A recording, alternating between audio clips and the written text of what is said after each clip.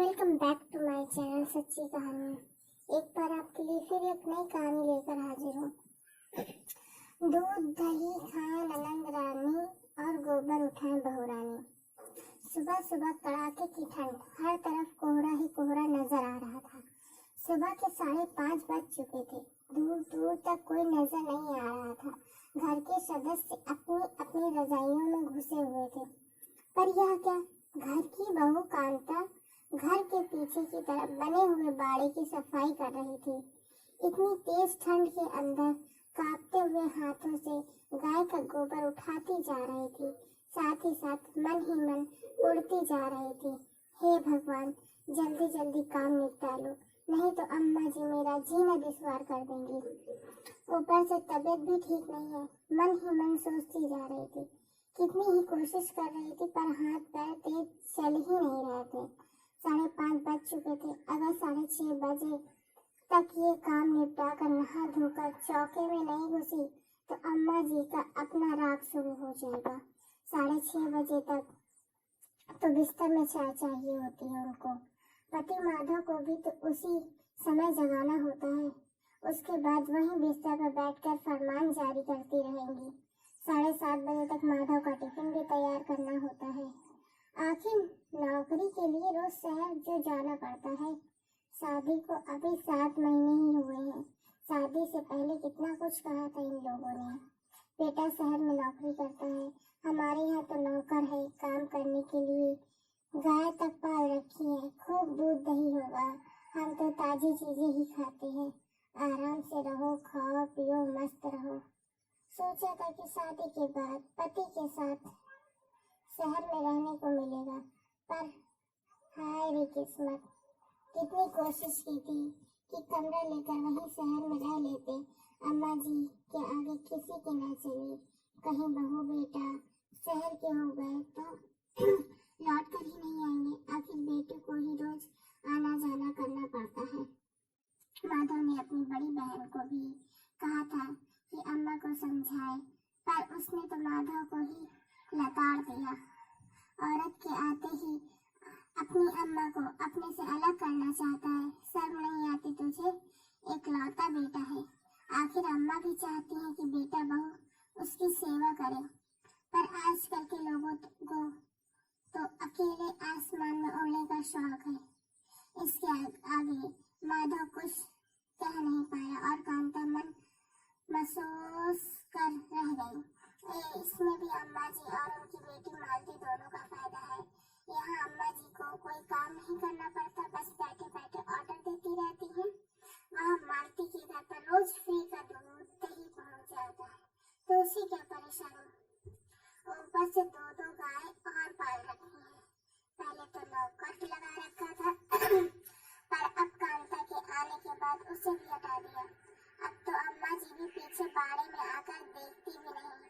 अम्मा जी ने जितना शादी के पहले कहा था उन सब की डोल के पोल तो अब पता चल रहे हैं।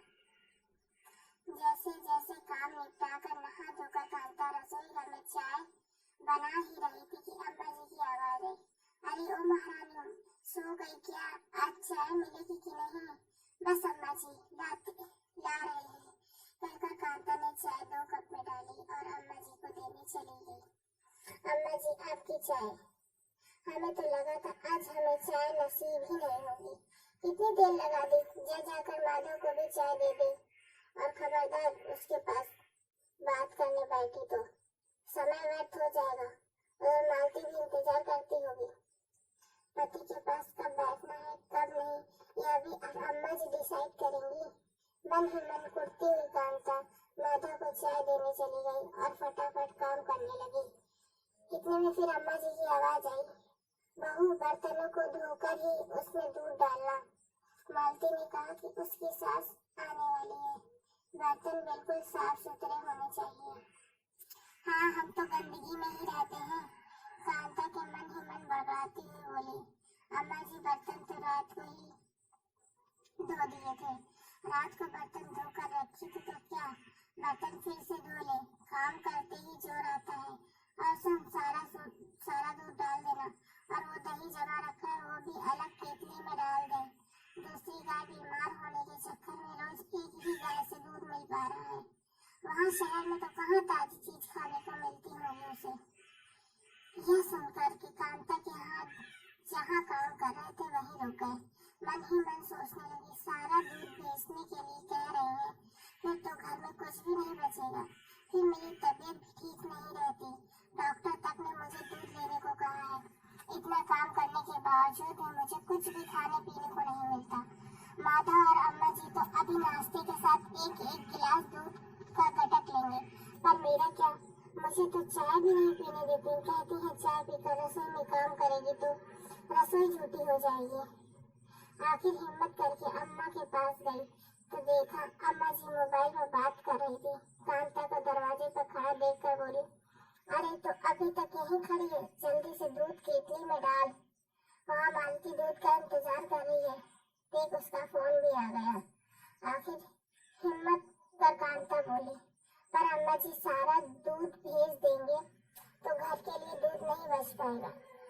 अब क्या करना है दूध का, नाश्ते में सब दूध ले ही लेंगे और कोई मेहमान आए तो पड़ोस की दुकान से मोल ले आएंगे। पर अम्मा जी मुझे बहुत कमजोरी हो रही है और आपको पता ही है कि डॉक्टर ने कहा था कि सुबह शाम एक गिलास दूध ले लिया करो। हो कुछ नहीं होता, शरीर को जैसा बनाओ वैसा बन जाता है, इसलिए काम चोरी छोड़ करके जरा जल्दी जल्दी हाथ पैर चलाओ ताकि शरीर मजबूत बने। और वैसे भी मेरी बच्ची के दूध पर नजर मत मार। भला कभी सुना कि बहुओं को भी दोनों टाइम दूध पीने को मिलता है। अम्मा ने अपना मोबाइल स्पीकर चालू कर दिया। ले सुन मालती, आज ही बहू के नखरे। अरे अम्मा, अपनी बहू से तो पूछ कि उसके मायके दूध दही की नदियां बहती थी क्या। अरे ससुराल में ऐशो आराम मिल रहा है तो सिर पर चढ़कर नाच रही है। जरा संभाल के रखना, महारानी की तरह जिंदगी जीने की आदत हो गई है उसे, कहकर मालती जोर जोर से हंसने लगी। कांता को अभी भी वहाँ खड़ा देख अम्मा जी बोली, अभी कुछ सुनना है क्या, जा जाकर अपना काम कर। उस समय तो कांता ने कुछ नहीं कहा, चुपचाप रसोई में जाकर दूध दही केतली में डालकर दे दिया। लेकिन दिमाग में उसके बहुत कुछ चल रहा था। पूरे दिन का काम यूं ही चलता रहा। शाम को अम्मा अपनी आस पड़ोस की महिला मंडली के साथ बैठी पंचायती कर रही थी तो उसी समय मालती का फोन आया। यह क्या है अम्मा, तुमने गाय मेरे घर क्यों भेज दी। कौन सी गाय, कैसी बात कर रही है तू। अरे वही गाय जो रामदीन काका मेरे घर के सामने बांध कर चले गए हैं। अरे मैं तो घर पर भी नहीं थी, पीछे से मेरी सास मना करती रही, लेकिन रामदीन काका बोले अब मैं गाय लेकर कहाँ जाऊंगा, मुझे तो आज शहर अपनी बिटिया के घर ही रुकना है, इसलिए वो मेरे घर के बाहर बांध कर चले गए। माधव को भेजकर अभी के अभी गाय वापस लेकर जाओ। यहाँ आस पड़ोस में अच्छा खासा तमाशा हो गया है, ऊपर से मेरे ससुराल वाले भी नाराज हैं। मालती ने बोलकर फोन बंद कर दिया। इधर अम्मा उठकर बाड़े की तरफ भागती, देखा तो गाय थी ही नहीं। कांता को आवाज देती देती अम्मा जी घर में आई। अरे ओ बहू, बाड़े में से गाय कहाँ गई। मालती जीजी के घर। तेरी हिम्मत कैसी हुई गाय को यहाँ से वहाँ भेजने की। उधर मालती को कितनी बातें सुननी पड़ रही हैं, अंदाजा भी है तुझे। जितनी बातें आप दोनों मिलकर मुझे सुनाती हैं उससे तो कम ही सुननी पड़ रही होंगी। तेरी हिम्मत कैसे हुई गाय को शहर भेजने की। अभी तो मैं बैठी हूँ तो कौन होती है फैसला लेने वाली। वो क्या है ना अम्मा जी, दूध दही खाए ननंद रानी और गोबर उठाए बहू रानी। ये बात कुछ जच नहीं रही थी, इसलिए जब रामदीन काका आए और बोले बिटिया शहर जा रहा हूँ टेम्पो लेकर, कोई सामान मालती के यहाँ भिजवाना हो तो बता दे, तो मैंने सोचा गाय को वहीं भेज दूँ, जिससे जीजी को इंतजार भी नहीं करना पड़ेगा और मुझे इतनी ठंड में गोबर भी उठाना नहीं पड़ेगा। और वैसे भी अब हमसे न होगा यह सब। बड़बड़ाती हुई अम्मा माधव को फोन कर गाय को शहर से लाने का बंदोबस्त करने लगी। आखिरकार माधव गाय को रात को टेम्पो से शहर से लेकर आया। गाय को बाड़े में बांधने के बाद ही अम्मा ने अपने पुराने नौकर को फोन कर दूसरे दिन से काम पर आने के लिए कहा।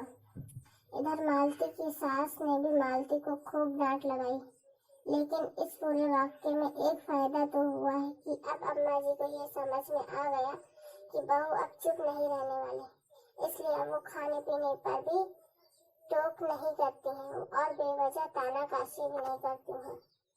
ऐसी और कहानियाँ पढ़ने के लिए मेरे चैनल सच्ची कहानी